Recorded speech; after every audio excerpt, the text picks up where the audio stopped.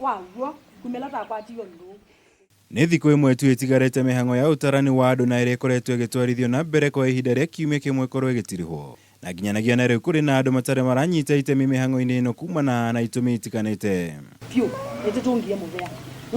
Mũingĩ ũrĩa ũikaraga matũũra-inĩ ngũrani marĩa marĩ mũhaka-inĩ wa kaũntĩ cia Machakos na Makueni nĩ amwe arĩa matarĩ maratarwo makiuga marĩ na guoya mahota gũtarĩrwo kaũntĩ-inĩ ĩrĩa ĩtarĩyo, kuona kwa ihinda makoretwo magũmĩirwo nĩ ngucanio ya kĩmĩhaka. Unaweza kuambiwa ukitaka kuona governor enda Makueni, ukitaka kuona county commissioner enda Machakos. Hiyo itakuwa ni shida kwa watu wa Kimakio Kalanzoni, na hiyo itakuwa ni shida kwa watu wa Kalanzoni. Hatuwezi tukakubali tuhesabiwe Machakos na sisi ni wakaaji wa Makueni. Wenye walikuja kutuhesabu walitoka Machakos. Kwa hivyo ndio tulisema hatuwezi kuhesabiwa. Ukiri uguo mũingĩ ũyũ ugĩte magetikĩra gũtarwo o rĩrĩa ngucanio ĩno ĩgatuithanio. Sisi tunataka tuhesabiwe Makueni. Juu utajiri wetu wote uko Makueni. Kama ni basari huwa tunatoa Makueni. Kutengenezewa mabarabara tumetengenezewa ni watu kutoka Makueni. Tuko na hospitali iko hapa tulitengenezewa na Kivutha inatoka Makueni.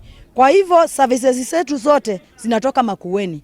Tunasema tuhesabiwe Makueni. Na kwa kaunti-inĩ ya Samburu atongoria matiganĩte nĩ monanĩtie kũiganĩra na ũrĩa mĩhang'o ĩno ĩkoretwo ĩgĩthiĩ na mbere.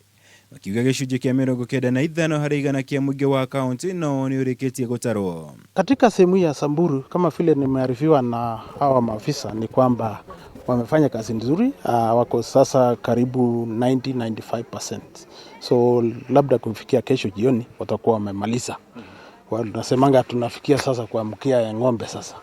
No na kũrĩ ũguo atongoria aya maugĩte kũrĩ na mathĩna matiganĩte makoretwo makĩyumĩria mĩhang'o-inĩ ĩno kũrĩa meranĩire nĩ megũkorwo magĩetherwo kĩhonia. Mĩhang'o ĩno ĩtanyĩtwo gũtirihwo mũthenya wa rũciũ rĩrĩ rĩtana rĩa kuongererwo kwa ihinda rĩa ũtarani ũyũ rĩthiĩte na mbere gũikio nĩ atongoria matiganĩte.